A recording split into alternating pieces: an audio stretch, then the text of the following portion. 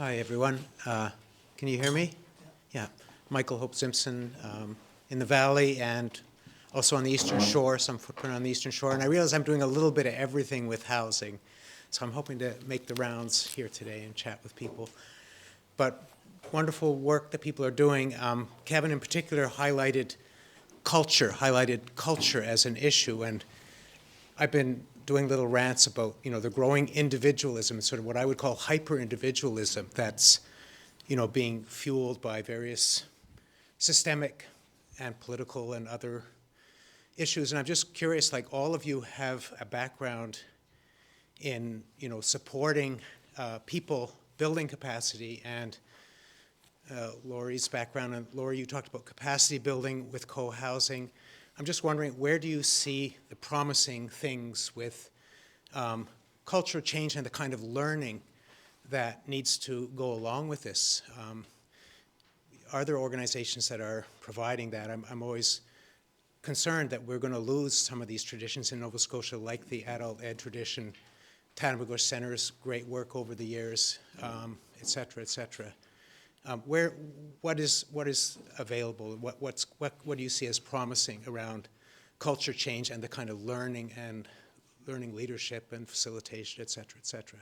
So I'm excited and happy to start to answer that question, because part of what we're doing with the Housing Innovation Cooperative is looking, right now we're doing research to confirm, find out what's happening with accessory dwelling units in other areas that have been using them for a few years now.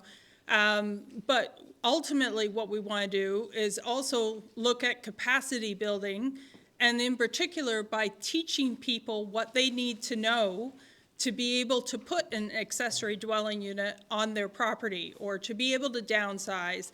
And then how, if they have their main dwelling and they're willing to rent out their main dwelling for home sharing, then how they can do that. But also making sure there's support services in place to help people do that, and to match people together well to make sure that there are supports for populations that have extra challenges, and to make sure that there's mediation and conflict resolution support services in place as well.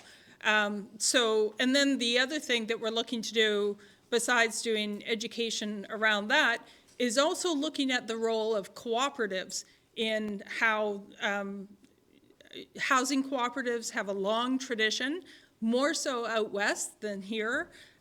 Equity housing co-ops are quite common, which is where people can actually invest money in housing. The Cooperatives Act are different across the country in terms of capacity, in terms of different rules about things, but you can also have people create a co-op. There can be members of the co-op, and then there can be people who just invest in the co-op and don't necessarily, aren't necessarily full members and governing the co-op. So exploring how co-op structures can help us with pocket neighborhoods, or, the 12 neighbors kind of model, pocket neighborhoods full of tiny homes maybe as a possibility. One of the biggest assets that rural areas have is land. Right? So if land is an issue, you can figure out different ways to make use of different pieces of land is one of the key things that we want to do. But people need to be more aware of the changes in rules, and they need to know how they can then use those rules. And we're talking about community-minded people, not people that want to just set up an Airbnb, right? And in Musquodoboit Harbour recently, we had a meeting a few months ago where 80 people who want to just help make a difference showed up. And so the old school there is now helping to coordinate efforts among those 80 people. So I think there are lots of people that want to help. Another key issue for rural communities, I think, around capacity, many rural communities, if they're nonprofit organizations, are often smaller than those in larger urban areas. So making sure that our community organizations are supported to have the capacity to apply for different types of funding and so on, that are being put out there is important. It's great, the new $25,000 subsidy so congratulations, I didn't know that story, but how that came about, that's awesome. But people need to know that subsidy's out there, right? They need to know how they can access it. So those are just some thoughts around capacity, and in particular within a rural context. I think there's all sorts of initiatives underway that are important. To me, though, where I see the real opportunity is just when you see these kind of latent expressions of social need that are out there, right? I think we deny it to ourselves in a lot of ways for not a lot of good reasons. But, the Halifax Central Library to me is one of those examples, right? Where the day they opened that new library, it was just an explosion of, energy that seemed to be pent up. Like, where was that going before? People want to be together. They want these opportunities. You referenced the 12 Neighbors initiative outside of Fredericton, right? And this is a tiny home community for people who, have been either homeless or in a state of severe housing insecurity. And there's a CBC News story there that I think just encapsulates all this. So they kind of built this incrementally, one unit at a time. The first unit that was built, a couple moved into it who had been living in the woods for, if I remember correctly, a couple years. They interviewed that couple after the second house was built. And the story that the woman in that couple related was not about themselves, about, so much about their luck, and the benefits that they had received in terms of getting a home. The story that she related was her joy in baking a pie for the neighbor who moved in next door. That was more important to her, as far as that story was concerned, than, her own personal benefit. So to me, it does feel like there is a lot of need out there. We're denying it for reasons that are complex, but I tend to think we just need to give the opportunity to people to take advantage of social situations, and I think it'll start to develop its own momentum. Yeah, I think I'll just add, when it comes to capacity building, I think being that a lot of Nova Scotia and a lot of Canada is rural, it's about communication. So being able to say, this is what we're doing in St. Margaret's Bay, or this is what we're doing in Cumberland County, or Pictou, or Antigonish, or Guysborough. So saying, this is what we're doing, and having the ability to communicate also increases our capacity to support each other. And so hearing about different initiatives that are working in different places, as much as we're probably fighting a little bit of culture within each community, I think, like Kevin said, there's always this immense need, and it's visible now. In Amherst, last winter was the very first time they ever had an overnight shelter, and the community backlash to that was hard at the time, but was relatively minimal compared to the support that they now have. And so I think sometimes people need to be nudged. Even if you're fighting a bit of a culture, it's always a little nudge at a time. And if I've learned anything from being a part of and working in the queer community, is that it's always progress and a step back, and progress and a step back, and progress and a step back. You're always going to be fighting that culture in some sort of way. So I see capacity building as always pushing those boundaries, but also communication. Thank you for that question. It was amazingly on the spot. As we did our interviews and research on this, that was the one thing that stood out for everything else that we need to do here, is get support from local community organizations and from all levels of government to focus on this, building that community-based capacity to build trust and support for all levels of housing, and particularly for home sharing. It can't be emphasized enough. Next question, thank you. Hi. I really have liked everything that I've heard so far. I have a question because I have a problem that I'm trying to solve. And the problem I have is it's an environmental problem that seems to be caused by the existing rules around building codes. The problem we're having, I say we because there's a collective of us who have been trying to solve this and we don't know how, so I'm hoping somebody knows. The rules in Nova Scotia, I believe, is that if you have a building, it has to be fresh lumber. So what that means is, right now I've been trying to get some land to set up some affordable housing. Just I and my partner, just something I wanted to do because why not? And we've been finding lots of people who have perfectly good homes, but they just want to either build something bigger or build something smaller. And so they want that home to be moved somewhere. I have a company that's willing to move the homes to the land that we can find. The problem is we cannot get a permit for this because the law, the building code currently states that the lumber needs to be fresh, which means that that house in its current location passes all codes and it's perfect. But if I move it 5 feet this way, it doesn't qualify anymore and needs to be demolished, which is such a waste of resources. So it's been almost a year now. I've had to turn down most lands that I was looking at buying because we couldn't do it because it wouldn't happen. I've had somebody offer to give us houses. I've had somebody offer to sell us some stuff for $15,000, which is relatively cheap for a 2-bedroom house or 3-bedroom house. But we cannot get a permit to put it anywhere. And I think that that's like a low-hanging fruit because the house is already built. There's companies in Nova Scotia that move houses. We just need to figure out a way to change this, and I don't know where to go to get that because everyone's telling me that's just the rules, there's nothing you can do about it.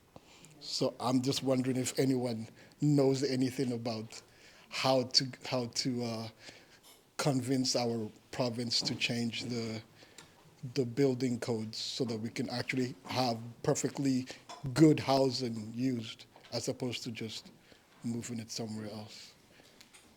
I'm not sure I knew about that. I'm not surprised, I guess. I think a lot of housing-related policy is industry-driven, right? I mean, they're the ones with the kind of lobbying power to kind of direct the laws that we develop. And, I think we're at the point where we need to really reevaluate those policies. And there's no doubt about it. They may have made sense at one point, but a lot of them certainly don't make sense now. So I think it is a matter of advocacy. It's a matter of collecting your research and making your case. I think I saw something on Facebook the other day which compared lumber from, the early 20th century to lumber today. And, anybody who does construction work knows, like, what we have today is kind of garbage. It's just really poor quality stuff. And so, I think there's something there at the very least to start making the case to say there's no strong principle here at work to say that fresh lumber is better than old lumber. I certainly think there's opportunities from an environmental point of view to make the case. I think it's a matter of just figuring out who's in charge of that legislation and making a case, that they can't refuse. But I mean, it's not as if there's not precedent for this. I lived in BC for a while, and moving houses around is a very common practice. I'm sure there's a path to success given the current situation, but policy change is never a quick process. So you got to figure out where you're going to find the resources, the time, and the energy to get it done. Then, completely related but not related. If there's a group of people who have access to some funds and they see properties that they think could be good either as a community land trust or community owned, but they don't currently have basically I'm being selfish here, don't currently already have the nonprofit set up, but want to make sure that you get the property before that. Is there a process for which a group of people who own some property, which they've borrowed money from, but they own it, but they actually don't want it for themselves, they want it for community? Mm-hmm. Is there a process to hand that over to a nonprofit? So let's say you got something for, I don't know, $300,000. Right. And your whole purpose of getting it was to have it so that eventually it will go into a co-op or some sort of community land trust. Is there a process to do that transition so that basically we can get our money back? Not looking to make a profit, but just looking to say we want to hold this for community, but is there a process already that exists to hand that off so that way you can get whatever you borrowed from the bank back and Right. then and basically give that to the community trust? Does such a thing exist? Sorry, I'll be quick, I guess. You guys can jump in if you want. But, short answer is not really. Because as far as I understand it, I'm no expert, but capital gains tax applies to housing donations, right? So, again, there's a precedent here under environmental conservation law to say, like, if somebody wants to donate a piece of property for the purposes of environmental conservation, no capital gains tax. Capital gains tax is 50% of the profit that you have seen from the point of purchase to the point of sale. These days, that's a big number, right? Like, I mean, because of inflation, the profit people have seen is huge. So 50% of that is significant. There was an advocacy campaign and a petition last year that went to the federal government. That's where this legislation stands within CRA. And it was unsuccessful. The government came back to say, like, oh, it's not really that big of an implication. Quite frankly, I'm sure that there was consideration on their end as to how much revenue they would lose when they're not pulling in this capital gains tax. I think that lobbying effort needs to continue because the argument is strong to say if somebody wants to donate housing and land to solve the national housing crisis, we shouldn't be putting up barriers to that end, right? It's just nonsense. We're spending more to try and solve the problem than we would lose, in changing the law and losing that kind of tax revenue. Actually, let's say hypothetically, in the current state, we don't worry about the tax part. Sure. We just want to figure out how do we do it. I mean, you need a nonprofit partner. I mean, you might find one out there who's willing to take that on, but, it certainly is going to be a bit of a negotiation, yeah? Thank you. Yeah. We can talk more. Speak to that for a moment? So just in terms of capacity, what you're talking about, I don't know specifics related to that or the capital gains tax or anything, but organizations that could help you, I think you need to look at organizations that could help you do that. So like the Nonprofit Housing Association, being part of a larger group will help you access money to do research or, have a bigger voice with government, that sort of thing. I would also encourage you to look up the Canadian Housing Co-op Federation because I think for like $100 you can put together a housing co-op and be considered an emerging co-op, and then they're obligated to help you with whatever you're trying to do. Also, I would suggest, if you haven't done so already, checking out what the rules are in different provinces so that then you can come back to Nova Scotia and say, through something like the Nonprofit Housing Association potentially, it's different here, here, and here, and it's made it easier to do things to create more affordable housing, for instance, in these areas. So that kind of a quick review of the different provinces and what their rules are could also be very helpful. So I've invited our MLA, Danielle Barkhouse, to briefly address this. Well, it would depend. I mean, you could. Is it on? Yeah. It would. I'm just very tall. It would depend. You could apply for a variance through. I don't know what municipality you're dealing with, and when it comes to building houses, it's not necessarily. You don't always have to use wood. You can use ICF, which is concrete, and it's a little more. It's a little more work, if you will, but a little less work at the end, and you can also use metal. So there are, but from what I'm hearing is that you have a house that's already built, you want to move it to a piece of land, but they're not allowing you to do that due to bylaws. So you could work with the municipal government where the home is, and you could ask for a variance and there are ways around it. Unfortunately, I do not have a card. I also do not know what municipality you're working with, because each one is different. But if you want to reach out, my secretary, or the host is sitting right now, so my secretary or I could help you figure out if there is a variance for that, if that you could apply, and if it would be successful. But I just want to add that little bit to it, because there's always, I find in life there's always a way around an issue, you just have to find it. And so, yes. So, and the housing, I was also going to, Laurie hit the nail on the head with the Housing Coalition. It's absolutely, there's strength in numbers. And so you need to find like-minded people to help you advance what you're trying to do. So, yeah. And these are national and provincial standards, even more so than municipal. Yes, the standards, when it comes to building, yes, but when it comes to land, that falls under municipal bylaws. So you're really dealing with all three levels of government when you're trying to do something, so yes. Absolutely. Which is fun. Hi, I'm Chris from Bridgewater. I'm sorry I missed your talk. So, I don't have a question, I just came to share. I've been home sharing for at least 50 years with more than 70 people in about 7 locations. And we've never had the police. It's been a really joyous experience, and there's a few tricks to it. And right now I'm home sharing, and I can't say enough good about it. It's a lifestyle, and it's very social, and I just came to share information and good news with anybody that would like anything about that. Hi, I'm Trish McCourt. I am the executive director that Aiden was just pointing out. So I'm 3 weeks in at the new Nova Scotia Nonprofit Housing Association. I was just thinking about how marginalized communities are individuals are the most affected when it comes to being unhoused or precariously housed. So I was just wondering if you could speak to how these solutions might also be able to address equity, diversity, and inclusion.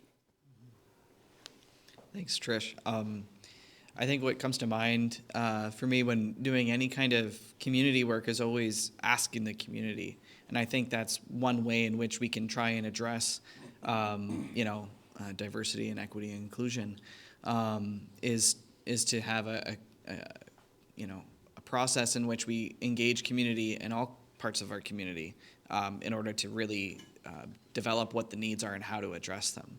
Because we might have some great ideas because we've been working in the field, but if it's not what the community itself needs, then that really needs to come from them.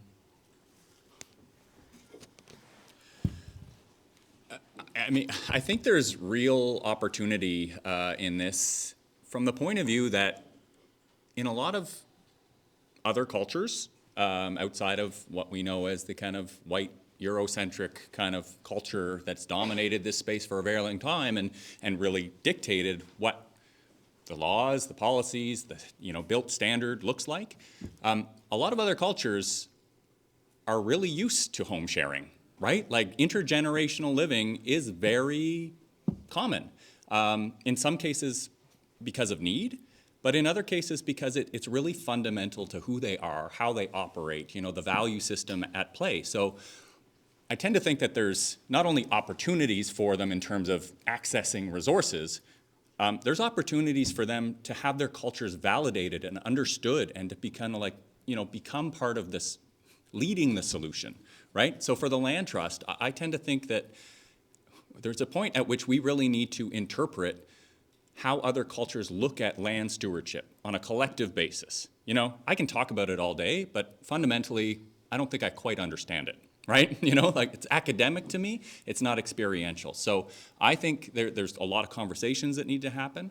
I also think that just as far as, yes, kind of actively trying to address those issues, from, again, the land trust point of view, we are seriously contemplating, a decision-making framework that prioritizes historically marginalized communities, especially as it relates to home ownership. So getting back to that idea that, certain communities have been denied home ownership over the years, that puts them at a serious disadvantage. If we can structure the land trust in a way, devote resources to giving them that opportunity, it gives them a foothold. It gives them a starting point to start building equity, and then from there, start to kind of gain some opportunity in life. So I do think that there's lots of ways that we can devote resources if we are intentional about it. That'll make sense. But I think there's a lot of learning and opportunity that goes both ways in this sense.